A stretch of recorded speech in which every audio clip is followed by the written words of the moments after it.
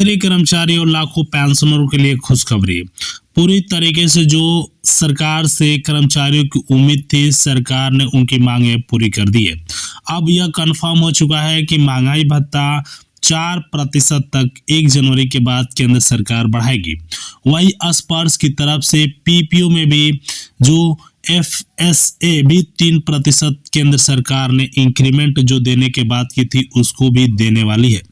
और इसके साथ साथ हमारे कर्मचारियों की बेसिक सैलरी और पूर्व सैनिकों को साथ में फिटमेंट फैक्टर को लेकर और उससे भी बड़ा फैसला 2006 के से पहले और बाद के जो पेंशनर्स हैं उन सभी का एरियर को लेकर और हमारे जो सेना के जवान हैं जिनकी छुट्टियां को लेकर जो मैक्सिमम 120 दिनों तक डिमांड थी, केंद्र सरकार द्वारा उन सभी की 4 बातों को सरकार ने मानी की है। आज जेसीओ की तरफ से 13 मांगे रखी गई थी, लेकिन 5 बातों पर पूरी तरीके से सरकार ने फैसला लिया गया है। अगर बात किया जाए पूर्व सैनिकों को 15-15 लाख रुपए देने के मामले पर, फिटमेंट फैक्टर पर और इक्वल एमएसपी और ईसीएस के माध्यम से सरकार द्वारा कर्मचारियों को 4800 रुपये फिक्स मेडिकल अलाउंस पर और पूरे भारत में 75% पेंशन बढ़ोतरी पर जो आप सभी का पेंशन रिवीजन को लेकर सरकार ने जो फैसला लिया है उसको लेकर क्या खबर है, और 2006 के पूर्व पेंशनरों और फैमिली पेंशनरों को मिनिमम 1500 से मैक्सिमम 3500 तक पेंशन की क्या खबर है, सारी जानकारी हम आपको इस वीडियो के माध्यम से देंगे। आप सभी लोग चैनल पर नए हैं तो चैनल को सब्सक्राइब और शेयर जरूर करें। एक तरफ हमारे पेंशनरों के लिए कोरोना काल में रोके गए 18 माह की एरियर की सरकार ने दिसंबर में जिस हिसाब से वादा किया था, कर्मचारियों को बढ़ोतरी के साथ ये पैसे उनके खाते में आ रहे हैं। साथ में पीसीडी की सर्कुलर 191 के तहत केंद्र सरकार ने किसी का भी पेंशन रोकने का ऐलान नहीं कर दिया है और यहाँ तक कि हर एक पेंशनर को सरकार द्वारा दिसंबर की पेंशन में बढ़ाकर देने का फैसला लिया गया है।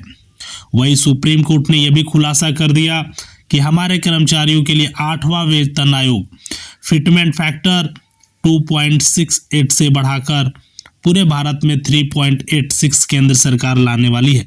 इसके साथ साथ इक्वल एमएसपी की बात करें तो वित्त मंत्रालय की तरफ से हमारे कर्मचारियों को 15,500 रुपये तक केंद्र सरकार इक्वल एमएसपी भी देने का फैसला लिया गया है।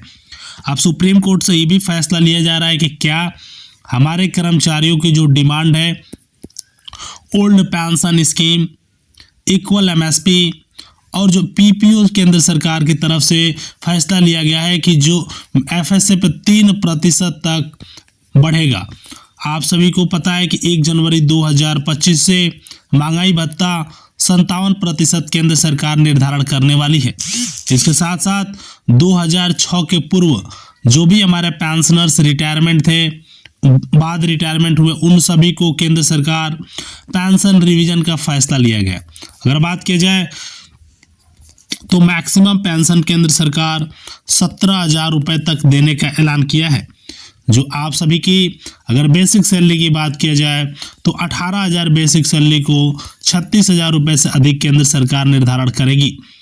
वही जो कंपनी के केंद्र के जो हमारे संस्था के जो मेन हेड है, रक्षा मंत्रालय द्वारा ये भी रिपोर्ट निकल कर आ रही है कि पेंशनरों की जो बेसिक मांग है ओल्ड पेंशन स्कीम, जिसमें भारत में हर एक राज्य में धरना प्रदर्शन जो हमारे कर्मचारीगण कर रहे हैं, केंद्र सरकार सुप्रीम कोर्ट के फैसले के आने बाद सीपीसी और इक्वल एमएसपी दोनों को केंद्र सरकार बढ़ाने का ऐलान किया है।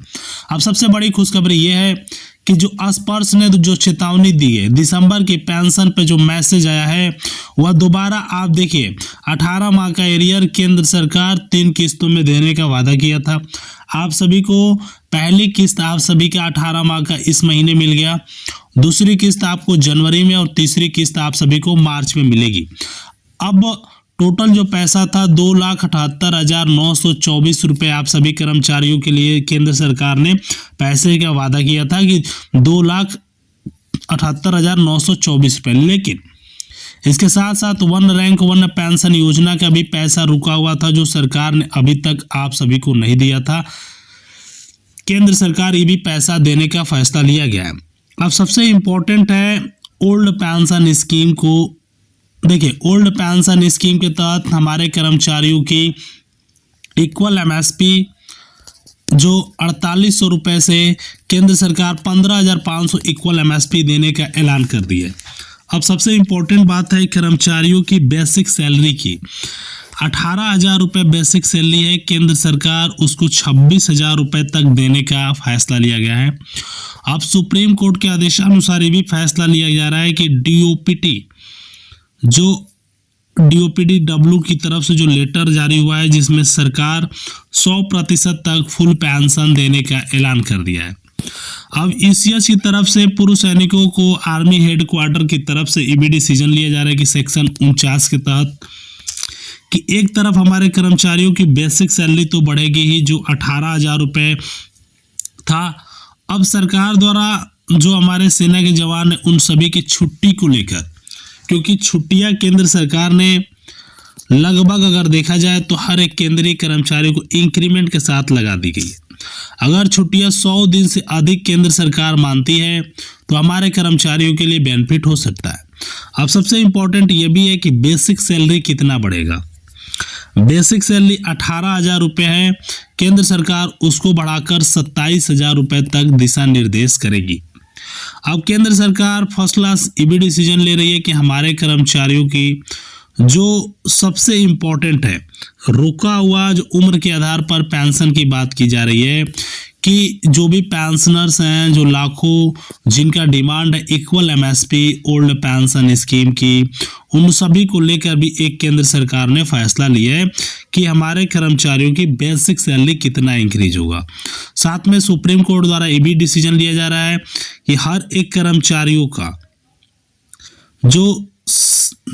जो डिमांड है इक्वल एमएसपी के साथ साथ ओल्ड पेंशन स्कीम, उन सभी कर्मचारियों को केंद्र सरकार ने डिसीजन लिया है कि बेसिक सैलरी के साथ साथ बेसिक पेंशन, अगर बात की जाए बेसिक पेंशन हमारे कर्मचारियों के लिए कितना बढ़ेगा, तो हर एक कर्मचारियों के लिए बेसिक पेंशन के साथ साथ हर एक पेंशनरों के लिए जो डिमांड है ओल्ड पेंशन स्कीम भी केंद्र सरकार लागू करने का ऐलान किया है।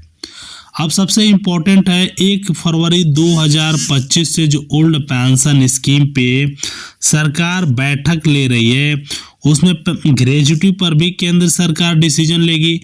जो कम्यूटेशन बहाली था उस पर भी डिसीजन लेगी, क्योंकि कम्यूटेशन बहाली थी केंद्र सरकार इस पर छूट देने वाली है। अर्थात जो 11 साल पे कम्यूटेशन बहाली केंद्र सरकार करती थी उसको पूरी तरीके से केंद्र सरकार ये डिसीजन ले रही है कि उसको बंद किया जाएगा और हमारे कर्मचारियों की जो डिमांड थी सरकार उसको पूरा करेगी। अब सबसे इम्पोर्टेंट बात है इक्वल एमएसपी की। हर एक कर्मचारियों की इक्वल एमएसपी लगभग 4800 रुपये से केंद्र सरकार 5200 रुपये तक देने का फैसला लिया है।